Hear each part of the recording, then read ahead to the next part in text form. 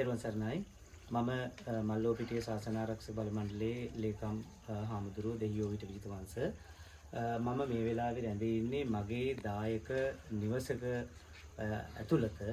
මේ මා පිටුපසින් පේන්නේ වේරවැල්ල ශ්‍රී බෝධිමළු විහාරස්ථානයේ දායක නිවසක්, මගේ දායක නිවසක්. 27 වෙනිදා පසුගිය 27 වෙනිදා ඇදහැළුණු ධාරානිපාත වර්ෂාවත් එක්ක මේ ගෙට පිටිපස්සෙන් ලොකු ගලක් එක්ක නාය ආවා. ඇවිල්ලා සම්පූර්ණයෙන්ම මේ ඇතුළ විනාශ වුණා. මේ ඉස්සරහා තියෙන බිත්ති කීපය ඇරුණාම අනිත් සියල්ලම විනාශ වෙලා තියෙන්නේ. ගෙදර තිබිච්ච ගෘහ භාණ්ඩ සියල්ලම විනාශ වෙලා තියෙන්නේ. ඉතින් දැන් මම මේ මතක් කිරීම කරන්නේ ලංකාවාසී ලෝකවාසී බෞද්ධ අපේ සියලුම මනුස්සකම් තියෙන සත්පුරුෂයින්ට මේ නිවස යථා තත්ත්වයට පත් කර ගැනීම සඳහා ද්‍රව්‍ය ආධාර හෝ මුදල් ආධාර ලබා දෙන්න පුළුවන් කමක් තිබෙනවා නම් ඒ සඳහා විවෘතව ආරාධනාවක් මේ සිදු කරන්නේ.